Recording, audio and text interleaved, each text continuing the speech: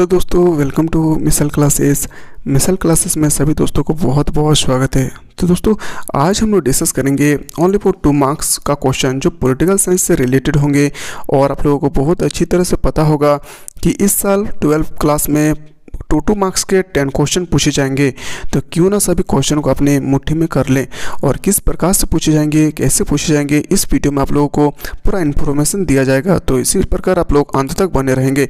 उससे पहले मैं बता देना चाहता हूं कि जो कैंडिडेट मेरे चैनल को सब्सक्राइब नहीं किया है तो प्लीज़ करके सब्सक्राइब करें और सब्सक्राइब करते वक्त बेल आइकन को दबा दें ताकि मेरे द्वारा कोई भी बनाया हुआ वीडियो अब तक सबसे पहले पहुंच सके। और इस वीडियो को इतना सारा शेयर करें मेरे दोस्तों कि हर एक भाई बहन के पास ये वीडियो पहुंच जाए ताकि घर बैठे वो लोग आराम से पढ़ सकें। तो चलिए हम लोग बिना देर किए क्वेश्चन की ओर चलते हैं और इसी प्रकार से आपसे क्वेश्चन पूछे जाएंगे। दोस्तों देखिए, सबसे पहला है, मैं क्वेश्चन बताता हूं। अगर आप लोगों को लगे कि मुझे आंसर मालूम नहीं है कि इसका आंसर क्या होगा तो आप लोग कमेंट बॉक्स में जरूर बताइएगा, मैं उनका आंसर भी जरूर लेकर आऊँगा। तो दोस्तों, आपके सामने सबसे पहला प्रश्न है, मैकमोहन रेखा क्या है? मैं सिर्फ क्वेश्चन बता रहा हूँ। अगर किसी को प्रॉब्लम हो आंसर बताने में तो ज़रूर कमेंट बॉक्स में बताइएगा, मैं उनके लिए आंसर भी लेकर आऊँगा नेक्स्ट क्लास से। तो पहला क्वेश्चन है, मैकमोहन रेखा क्या है? इसी प्रकार से पूछे जाएंगे। कुछ क्वेश्चन का आंसर मैं बता दिया हूं ताकि आप लोगों को समझने में आसानी हो सके।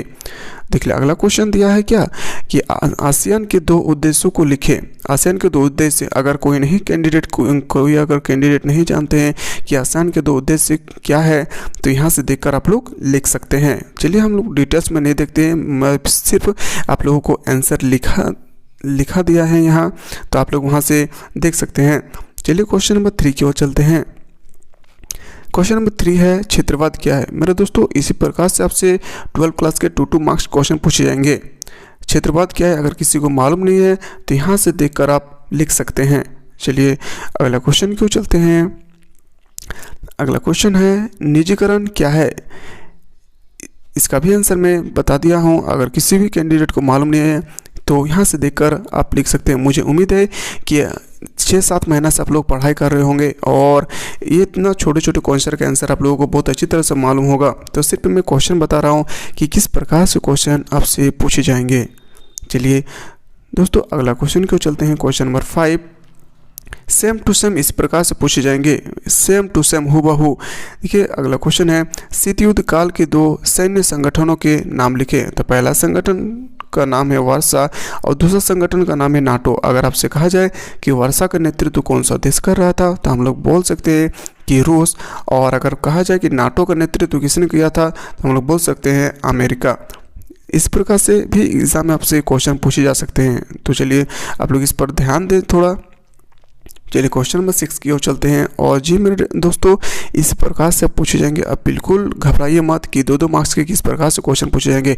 और अगर आप लोगों को अच्छा लगे मेरा वीडियो तो कमेंट बॉक्स में जरूर बताइएगा। मैं दूसरा टॉपिक के बारे में भी 2 मार्क्स के क्वेश्चन किस प्रकार से पूछे जाएंगे वो भी लेकर आऊँगा जरूर।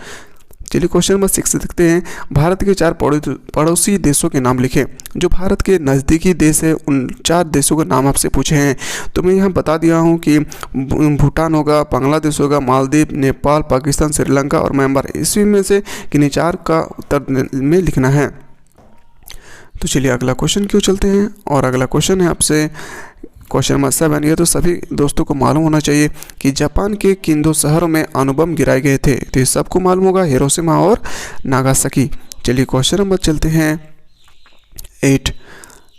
इसी प्रकार से पूछे जाएंगे, आप विश्वास करके पढ़िए और अगर इससे बाहर आ जाएंगे तब बताइएगा सर आप जितना भी पता है एक भी क्वेश्चन नहीं मैच किया है। क्योंकि मैं ये वो क्वेश्चन बता रहा हूँ कि 2014 से लेकर 2018 तक किस प्रकार से 2 मार्क्स के क्वेश्चन एग्जाम में आज तक पूछे गए हैं, वही क्वेश्चन मैं बता रहा हूँ। देखिए लिखा है, भारत के 2 राष्ट्रीय राजनीतिक दलों के नाम लिखें। तो पहला दल का नाम होगा भारतीय जनता पार्टी और दूसरा का होगा भारतीय राष्ट्रीय कांग्रेस पार्टी। अगर आपसे कहा जाए कि भारतीय राष्ट्रीय कांग्रेस की स्थापना कब हुई थी, आप बता सकते हैं 1885। अगर कहा जाए कि इसका संस्थापक कौन है तो हम बोल सकते हैं ए.ओ. ह्यूम्स। चलिए क्वेश्चन नंबर 9 की ओर चलते हैं हम लोग। और 9 नंबर है, आपसे पूछ रहा है क्या कि विश्व के 4 क्षेत्रीय संगठनों के नाम लिखे। ये सिर्फ एनसीईआरटी पैटर्न पर आधारित है और जैकबोर्ड के लिए है। चलिए इसका सही उत्तर होगा यूरोपीय संघ, आसियान, सार्क। चलिए अगला क्वेश्चन है, और एनसीईआरटी पैटर्न में हूबहू इसी प्रकार से पूछे जाते हैं, प्रीवियस ईयर का ही क्वेश्चन बार बार रिपीट होते हैं, तो आप लोग बिल्कुल ध्यान रखें।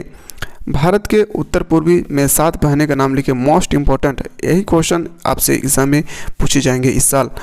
पहला है असम, अरुणाचल प्रदेश, सिक्किम, नागालैंड, मणिपुर, मिजोरम और त्रिपुरा। अगर किसी को मालूम नहीं है तो ज़रूर यहाँ से देखकर आप कॉपी पे नोट कर सकते हैं और आराम से एग्ज़ाम से पहले पढ़ सकते हैं। चलिए क्वेश्चन नंबर चलते हैं 11, और 11 नंबर है, पहला गुटनिरपेक्ष सम्मेलन कब और कहाँ हुआ था? तो पहला गुटनिरपेक्ष सम्मेलन 1961 ईस्वी में हुआ था, और अगर कहा जाए कि कहाँ पर हुआ था तो बेलग्रेड में हुआ था। चलिए ये सब क्वेश्चन आप लोग कॉपी में जरूर नोट कीजिएगा मेरे दोस्तों, यही सब दो क्वेश्चन में, दो मार्क्स क्वेश्चन में एग्जाम में पूछे जाएंगे। साम्यवादी मतलब वर्षा, अभी बताया मैंने। पूंजीवादी मतलब नाटो की अगुवाई देश का नाम लिखें, तो साम्यवादी वर्षा में सोवियत संघ आएगा, जिसे हम रूस भी कह सकते हैं, और पूंजीवादी में नाटो, जिसे हम लोग अमेरिका कहते हैं। चलिए क्वेश्चन नंबर 13 की ओर चलते हैं। क्वेश्चन नंबर 13 में है कि सोवियत संघ में सुधार की शुरुआत कब और किसने की? मुझे बहुत अच्छी तरह से पता है कि सभी कैंडिडेट को यह मालूम होगा कि जैसे ही सोवियत संघ का बात आया, सभी को मालूम होना चाहिए कि जैसे ही सोवियत संघ की बात आए, मुझे याद आना चाहिए मिखाइल गोर्बाचेव, और कब किया था? तो 1950। चलिए अगला क्वेश्चन क्यों चलते हैं, और अगला क्वेश्चन है आपके सामने, क्वेश्चन नंबर 14 है, सोवियत अर्थव्यवस्था की प्रकृति की किन्हीं 2 विशेषताओं को बतलाएं। क्या होगा? सोवियत अर्थव्यवस्था में साम्राज्यवाद प्रभावी विचारधाराएं, और 2 में आपसे पूछे जाएंगे अर्थव्यवस्था के हर पहलू का नियोजन और नियंत्रण राज्य करता था। मुझे उम्मीद है कि बहुत सारे कैंडिडेट को पता होगा कि 2 मार्क्स के क्वेश्चन का आंसर। तो मैं बता देना चाहता हूं कि अगर किसी दोस्तों को मालूम नहीं है कि जो 2 नंबर के क्वेश्चन पूछे जाएंगे उसका आंसर किस प्रकार लिखेंगे, तो यहां से आप देखकर अपने कॉपी पे नोट कर सकते हैं। और ये वीडियो इतना सारा दोस्तों को शेयर करें ताकि हर एक कैंडिडेट के पास ये वीडियो पहुँच जाए। और अगर अच्छा लगे तो आप लोग बिल्कुल कॉमेंट बॉक्स में बताइएगा, इससे मुझे मोटिवेट मिलता है और इससे मुझे और जागरूकता मिलती है कि मैं और किस प्रकार आप लोगों के सामने वीडियो लेकर आऊँ, ताकि एग्ज़ाम पे सभी क्वेश्चन आप लोगों को 90% क्वेश्चन एग्जाम में मैच कर जाएं। चलिए क्वेश्चन नंबर देखते हैं 15, और क्वेश्चन 15 मोस्ट इंपॉर्टेंट, ये तो हर एक कैंडिडेट को मालूम होना चाहिए कि सार्क जिसका स्थापना 8 दिसंबर को हुआ था, तो दक्षिण, इसे दक्षिण भी कहते हैं। इनमें कौन से देश शामिल है? सार्क क्या है? सार्क एक 7 देशों का संगठन है, सभी को मालूम है। ऐसे तो दक्षिण एशिया देश में स्थित है। भूटान, नेपाल, मालदीव, पाकिस्तान, बांग्लादेश, श्रीलंका इसके सदस्य है। इन देशों के लोगों के लिए आर्थिक, सामाजिक, संस्कृति तथा वैज्ञानिक सभी क्षेत्र में सक्रिय सामंजस्य एवं सहयोग के लिए सार्क की स्थापना की गई है। यह स्थापना 8 दिसंबर 1985 को किया गया है। अगर किसी दोस्तों को मालूम नहीं है कि सार्क किसे कहते हैं, सार्क में कौन कौन से देश शामिल है, तो यहाँ से देखकर आप आराम से अपने नोटबुक पर नोट कर सकते हैं। तो कमेंट बॉक्स में जरूर बताइएगा कि वीडियो आपको कैसा लगा। अगर अच्छा लगा तो ज़रूर बताइएगा, इससे मुझे मोटिवेट मिलता है और मैं आप लोगों के सामने नेक्स्ट क्लास में इससे और बेहतरीन सारे क्वेश्चन लेकर आऊँगा।